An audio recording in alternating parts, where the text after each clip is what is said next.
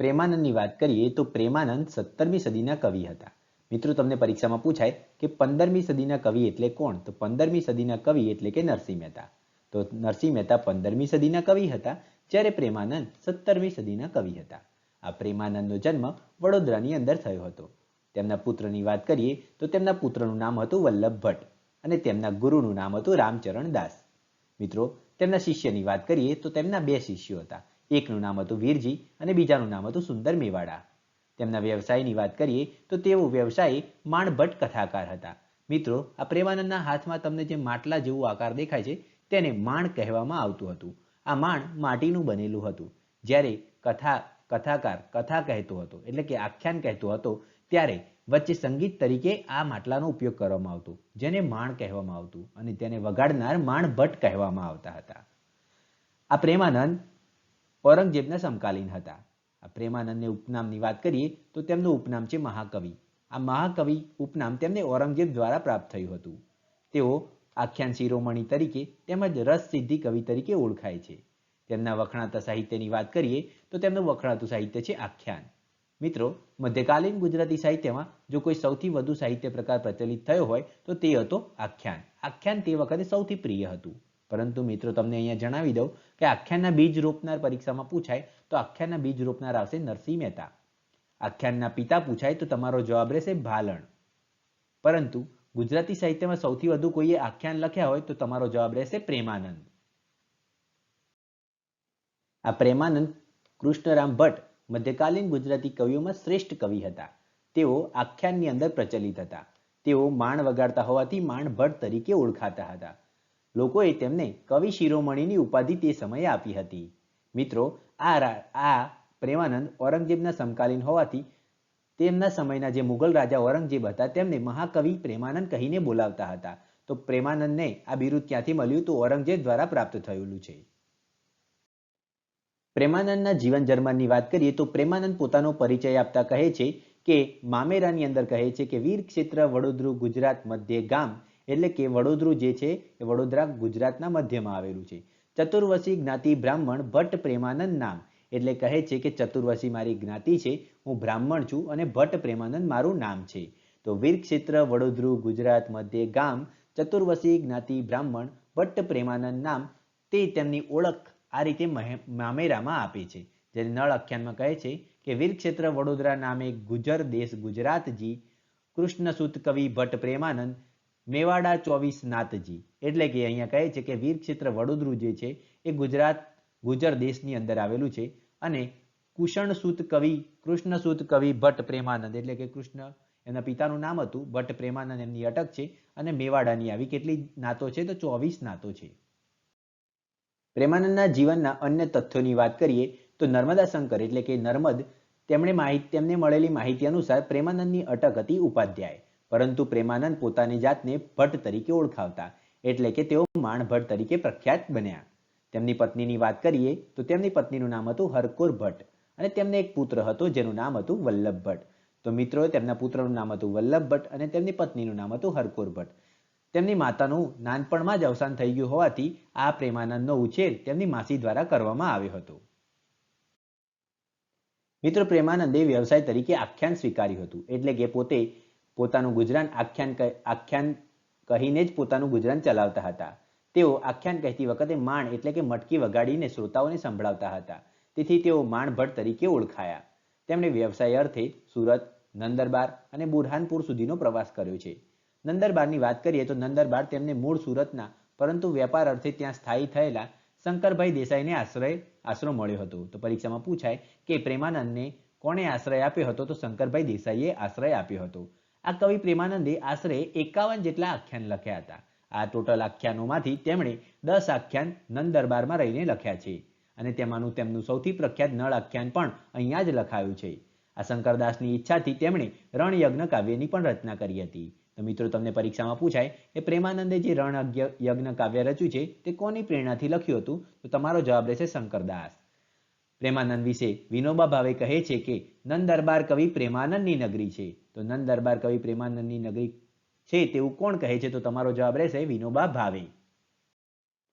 પ્રેમાનંદની પ્રતિજ્ઞાની વાત કરીએ તો પ્રેમાનંદ કહે છે કે જ્યાં સુધી સર્વે ભાષાઓના જેવી ગુજરાતી ભાષા કવિતા રૂપી અલંકારો વડે શણગારાય નહીં ત્યાં સુધી મારે પાઘડી ન પહેરવી. આ ઘટના ક્યારે ઘટે છે જ્યારે તેમના ગુરુ રામચરણદાસ એ જોવે છે કે પ્રેમાનંદ પણ અન્ય કવિઓની જેમ હિન્દી ભાષા તરફ વળે છે. ત્યારે તેમના ગુરુ કહે છે કે ઉંબર છોડીને તું ડુંગર કેમ પૂજે છે, એટલે કહે છે કે તું આપણી ગુજરાતી ભાષા છોડીને બીજી ભાષા તરફ કેમ વળે છે. ત્યારથી પ્રેમાનંદ નક્કી કરી દે છે કે જ્યાં સુધી અન્ય ભાષાઓ જેટલું માન આપણી ગુજરાતી ભાષાને નહીં મળે ત્યાં સુધી હું પાઘડી નહીં પહેરું. પરંતુ પ્રેમાનંદે પોતાના જીવનના અંતિમ સમયમાં તેમના પુત્ર વલ્લભ ભટ્ટના કહેવાથી થોડી ક્ષણવાર માટે પાઘડી પહેરી હતી. પ્રેમાનંદ અંગે કોણે શું કહ્યું તેની વાત કરીએ તો નાનાલાલના મતે મધ્યકાલીન સર્વકડીઓમાં પ્રેમાનંદ સર્વશ્રેષ્ઠ કવિ છે. તો આ સેન્ટેન્સ કોણે કહ્યું છે? મધ્યકાલીન સર્વકડીઓમાં પ્રેમાનંદ સર્વશ્રેષ્ઠ કવિ છે તેવું કહેનાર એટલે કે નાનાલાલ, જેઓ દલપતરામના પુત્ર છે. કનૈયાલાલ મુનશી પ્રેમાનંદ માટે કહે છે કે ગુજરાતી રંગભૂમિ પરનો નાનકડો વ્યાસ. તો ગુજરાતી રંગભૂમિ પરનો નાનકડો વ્યાસ આ બિરુદ કોના દ્વારા પ્રેમાનંદને આપવામાં આવ્યું છે? તો તમારો જવાબ રહેશે કનૈયાલાલ મુનશી. પરંતુ ગુજરાતી હિન્દુ સમાજ અમુક સૈકાઓ દરમિયાન તળાવ હતું અને પ્રેમાનંદ એ તળાવનું પાકેલું સૌથી સુંદર માછલું હતું. તો સૌથી સુંદર માછલું કોણ કહે છે? તો તમારો જવાબ રહેશે બળવંતરાય કલ્યાણરાય ઠાકોર એટલે કે બકર ઠાકોર. જ્યારે નવલરામ કહે છે કે પ્રેમાનંદના રસના પેગડામાં પગ ગાલી શકે તેવો કોઈ પેદા થયો નથી. એ કોણ કહે છે? તો નવલરામ કહે છે. એટલે કે પ્રેમાનંદના રસના પેગડામાં, પેગડું એટલે કે બરાબરી, એટલે કે પ્રેમાનંદની બરાબરી કરી શકે તેવો કોઈ પાક્યો નથી એવું કોણ કહે છે? તો નવલરામ પંડ્યા કહે છે. જ્યારે પ્રેમાનંદનું સર્વશ્રેષ્ઠ આખ્યાન નળ આખ્યાન છે. આ નળ આખ્યાનને ડોલરરાય માકડે શું કીધું છે? આ ડોલરરાય માકડે નળ આખ્યાનને આખ્યાન શૈલીનું મહાકાવ્ય કીધું છે. તો પરીક્ષામાં પૂછાય કે પ્રેમાનંદના નળ આખ્યાનને આખ્યાન શૈલીનું મહાકાવ્ય કોણે કહ્યું છે? તો તમારો જવાબ રહેશે ડોલરરાય માકડ. જ્યારે કનૈયાલાલ મુનશી પ્રેમાનંદને અન્ય એક બિરુદ આપે છે પ્રિન્સ ઓફ પેરેગ્રીડ્સ. તો પ્રિન્સ ઓફ પેરેગ્રીડ્સ કોણ કહે છે પ્રેમાનંદને? તો તમારો જવાબ રહેશે કનૈયાલાલ મુનશી. પરીક્ષાલક્ષી અન્ય બાબતોમાં વાત કરીએ તો ગુજરાતી એવો શબ્દ પ્રયોગ સૌપ્રથમ 10 મસ્કંદમાં જોવા મળે છે. પ્રેમાનંદે 10 મસ્કંદમાં કીધું છે બાંધુ નાગદમણ ગુજરાતી ભાષા આ શબ્દ વાપર્યો છે. તેની અંદર આ ગુજરાતી શબ્દ આવી ગયો છે. આ ગુજરાતી એવો શબ્દ પ્રયોજનાર પ્રથમ કોઈ ગુજરાતી સાહિત્યકાર હોય તો તમારો જવાબ રહેશે પ્રેમાનંદ. પરંતુ ગુર્જર શબ્દ પરીક્ષામાં પૂછાય તો તમારો જવાબ રહેશે ભાલણ. તો ગુર્જર શબ્દ સૌપ્રથમ કોણે પ્રયોજ્યો? તો તમારો જવાબ રહેશે ભાલણ. અને ગુજરાતી એવો શબ્દ કોણે પ્રયોજ્યો? તો તમારો જવાબ રહેશે પ્રેમાનંદ. આમ સૌપ્રથમ ગુજરાતી શબ્દ પ્રયોજનાર સર્જક એટલે કે પ્રેમાનંદ. પ્રેમાનંદ અને શામળની સાહિત્ય સ્પર્ધા જાણીતી છે. મિત્રો, આ પરીક્ષામાં પૂછાય છે કે પ્રેમાનંદના સમયમાં અન્ય કયા કવિની તેમની સાથે સ્પર્ધા જાણીતી હતી? તો તમારો જવાબ રહેશે શામળ. ગુજરાતમાં પ્રેમાનંદની ગવાતી કૃતિઓની વાત કરીએ તો શનિવારે તમારે સુદામા ચરિત્ર આવશે, રવિવારે હુંડી આવશે, ચૈત્ર માસમાં ઓખાહરણ, ચાતુર્માસમાં 10 મસ્કંદ અને શ્રાદ્ધ પક્ષમાં શ્રાદ્ધ કૃતિ આવશે. મિત્રો, તમે અહીંયા યાદ રાખી શકો છો કે અહીંયા સ આવ્યો છે તો અહીંયા સામે પણ સ છે એટલે કે શનિવારે સુદામા ચરિત્ર. પછી ચૈત્ર માસમાં ઓખાહરણ અને ચાતુર્માસ, ચાતુર એટલે 4ની વાત કરી તો અહીંયા સામે આંકડો આવ્યો છે 10. તો 4 અને 10 થી તમે અહીંયા યાદ રાખી શકો છો. અને રવિવારે તમે હુંડી યાદ રાખો અને ચૈત્ર માસમાં વધ્યું ઓખાહરણ અને શ્રાદ્ધ પક્ષમાં શ્રાદ્ધ કૃતિ તો તમને યાદ રહી જ જશે. સુરતમાં શ્રીમંત પ્રસંગે સ્ત્રીઓના સાસરિયાએ પિયરમાં કુંવરબાઈનું મામેરું ગવાય છે. તો કુંવરબાઈનું મામેરું અહીંયા યાદ રહે છે. મિત્રો, અહીંયા તમને જણાવી દઉં કે કુંવરબાઈનું મામેરું નરસિંહ મહેતા દ્વારા પણ લખવામાં આવ્યું છે. લક્ષ્મણાહરણ તેમનું પ્રથમ આખ્યાન છે. તો પ્રેમાનંદનું પ્રથમ આખ્યાન પૂછાય તો તમારો જવાબ રહેશે લક્ષ્મણાહરણ. વડોદરાના મહામાળીમાં પ્રેમાનંદ કવિતાઘર તથા કૂવો જે હાલમાં પ્રેમાનંદ કવિતાની પોળ તરીકે ઓળખાય છે. તો મિત્રો, પ્રેમાનંદ કવિતાની પોળ ક્યાં આવી છે? તો તમારો જવાબ રહેશે વડોદરાની અંદર આવી છે. કેમ? તો તેમનો જન્મ જ વડોદરામાં થયો હતો. ભાલણનો જન્મ પૂછાય તો તમારો જવાબ રહેશે પાટણ. અને ભાલણની ખડકી ક્યાં આવી છે? તો પાટણની અંદર આવી છે. 1916માં વડોદરા સાહિત્ય સભાની સ્થાપના થઈ અને તેને 1944માં શું નામ આપવામાં આવ્યું? તો તેનું નામ 1944માં પ્રેમાનંદ સાહિત્ય સભા નામ આપવામાં આવ્યું. અને મિત્રો, અહીંયા તમારે યાદ રાખવાનું રહેશે કે આ પ્રેમાનંદ સાહિત્ય સભા દ્વારા દર બે વર્ષે મિત્રો, અહીંયા નરસિંહ મહેતામાં કેવું હતું કે નરસિંહ મહેતા દર વર્ષે આપવામાં આવે છે. જ્યારે પ્રેમાનંદ જે એવોર્ડ છે એ પ્રેમાનંદ સુવર્ણચંદ્રક દર 2 વર્ષે આપવામાં આવે છે. તો દર 2 વર્ષે પ્રેમાનંદ સુવર્ણચંદ્રક એનાયત કરવામાં આવે છે. કઈ સંસ્થા દ્વારા? પ્રેમાનંદ સાહિત્ય સભા દ્વારા. આ પ્રેમાનંદ સાહિત્ય સભાનું નામ ક્યારે બદલાયું? તો 1944માં બદલાયું. એ પહેલા એનું નામ શું હતું? તો તમારો જવાબ રહેશે વડોદરા સાહિત્ય સભા. આ વડોદરા સાહિત્ય સભાની સ્થાપના ક્યારે થઈ? તો 1916માં થઈ. આ પ્રેમાનંદે ભાગવતનું ગુજરાતી ભાષામાં ભાષાંતર કર્યું હતું. તો પૂછાય પરીક્ષામાં કે ભાગવતનું ગુજરાતીમાં ભાષાંતર કરનાર કવિ એટલે કોણ? તો તમારો જવાબ રહેશે પ્રેમાનંદ. અને આજે દર 2 વર્ષે પ્રેમાનંદ સુવર્ણચંદ્રક એનાયત થાય છે, તો તે સૌ પ્રથમવાર કોને મળ્યો હતો? તો મરીજને મળ્યો હતો. તો 1983થી પ્રથમવાર આપવામાં આવ્યો અને તે મળ્યો છે મરીજને. અબ્બાસ અબ્દુલ અલી વાસી તેમનું ફૂલ ફોર્મ છે. આ મરીજનું ફૂલ ફોર્મ છે અબ્બાસ અબ્દુલ અલી વાસી. તો પ્રેમાનંદ સુવર્ણચંદ્રક સૌપ્રથમ મેળવનાર એટલે કે મરીજ. જ્યારે નરસિંહ મહેતા એવોર્ડ કોને મળ્યો તો સૌપ્રથમ? તો તમારો જવાબ રહેશે રાજેન્દ્ર શાહ. નરસિંહ મહેતા એવોર્ડ મળ્યો તો રાજેન્દ્ર શાહને. રણજીતરામ સુવર્ણચંદ્રક સૌપ્રથમ મેળવનાર ઝવેરચંદ મેઘાણી 1928માં.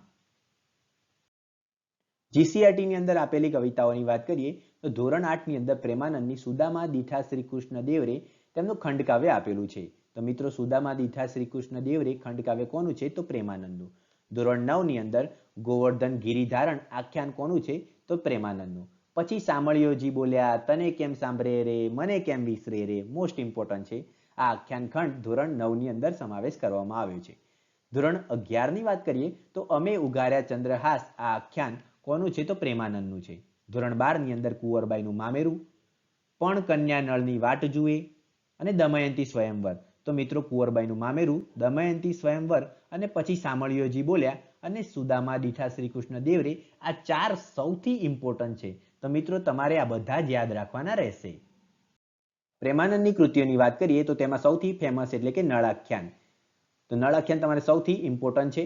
ત્યાર પછી ચંદ્રહાસ આખ્યાન, ઓખાહરણ, સુદામા ચરિત્ર, હરિશ્ચંદ્ર આખ્યાન, 10 મસ્કંદ, સુંધવા આખ્યાન, ભ્રમર પચ્ચીસી, રૂકમણી હરણ, દાણલીલા, વિવેક વણજારો, રણયજ્ઞ, દ્વાદશ માસ, અભિમન્યુ આખ્યાન, વામન કથા અને મદલાસા આખ્યાન. તો મિત્રો સૌથી ઇમ્પોર્ટન્ટની વાત કરું તો તમારે નળ આખ્યાન યાદ રાખવાનું, ઓખાહરણ, સુદામા ચરિત્ર, રણયજ્ઞ, 10 મસ્કંદ અને મદલાસા આખ્યાન. અને આ વિવેક વણજારો પણ ક્યારેક પરીક્ષામાં પૂછાય છે. તો તમારે આટલી કૃતિઓ પ્રેમાનંદની યાદ રાખવાની રહેશે. તેમની પંક્તિઓની વાત કરીએ તો ગોળ વિના મોળો કંસાર, માં વિના સૂનો સંસાર તેમની અગત્યની પંક્તિ છે. પણ ઘણા મિત્રો અહીંયા આ પંક્તિ પૂછાય તો તમે જવાબ લખીને આવી જાઓ છો બોટાદકર. પરંતુ મિત્રો અહીંયા ધ્યાન રાખો, આ બોટાદકરની પંક્તિ નથી, આ પંક્તિ છે પ્રેમાનંદની. પછી બીજી અગત્યની પંક્તિ છે પછી સામળિયોજી બોલ્યા તને સાંભળે રે હાજી પણ બાળપણની પ્રીત મને કેમ વિસરે રે. તો આને શોર્ટકટ યાદ રાખી શકો, તને કેમ સાંભળે રે મને કેમ વિસરે રે. તો આ છે પ્રેમાનંદની. નરદેવ ભીમકની સુતા દમયંતી નામે સુંદરી. આ ઠીક છે, આ પરીક્ષામાં એટલું બધું ઇમ્પોર્ટન્ટ નથી. છેલ્લું છે સુખ દુઃખ મનમાં ના આણીએ. તો સુખ દુઃખ મનમાં ના આણીએ, તને કેમ સાંભળે રે મને કેમ વિસરે રે અને ગોળ વિનો મોળો કંસાર, માં વિના સૂનો સંસાર. ત્રણેય પંક્તિઓ કોની છે? પ્રેમાનંદની. તો અહીંયા માના પ્રેમની વાત કરી તો પ્રેમ એટલે કે પ્રેમાનંદ. અહીંયા તને કેમ સાંભળે મને કેમ વિસરે તો એ પણ પ્રેમની વાત કરી તો પ્રેમાનંદ. સુખ દુઃખ મનમાં ના આણીએ એટલે પ્રેમ થાય એટલે સુખ દુઃખ મનમાં ના લેવાનું, એ પણ પ્રેમની વાત. તો આ પણ પ્રેમાનંદ થઈ જશે. આ શોર્ટકટ ટ્રીક તમે અહીંયા યાદ રાખી શકો છો. અહીંયા અગત્યની હાઇલાઇટ લઈ લઈએ મિત્રો. તો પ્રેમાનંદ કયા નામે જાણીતા હતા? તો માણભટ્ટ તરીકે ઓળખાતા હતા. પ્રેમાનંદ નંદે કયા નામે જાણીતા? તો કવિ શિરોમણી તરીકે ઓળખાતા હતા. પ્રેમાનંદને કનૈયાલાલ મુનશીએ શું કીધું છે? તો પ્રિન્સ ઓફ પેરેગ્રીડ્સ કીધું છે. પ્રેમાનંદ શેના માટે જાણીતા છે? તો સૌથી વધુ આખ્યાન રચનાર તરીકે ઓળખાય છે. પ્રેમાનંદનું પ્રથમ આખ્યાન કયું હતું? તો તમારો જવાબ રહેશે લક્ષ્મણાહરણ. અને તેમનું સૌથી સર્વશ્રેષ્ઠ આખ્યાન કયું છે? તો તમારો જવાબ રહેશે નળ આખ્યાન. થેન્ક્સ ફોર વોચિંગ મિત્રો. જો તમને મારા વિડીયો ગમતા હોય તો મારી આ ચેનલને સ્ટડી પોઈન્ટને સબસ્ક્રાઇબ કરી લેજો. અને આ મારો વિડીયો તમને કંઈ પણ નવું જાણવા મળ્યું હોય આ વિડીયોમાંથી તો મારા વિડીયોને લાઇક આપી દેજો. થેન્ક યુ મિત્રો, ફરી મળીશું.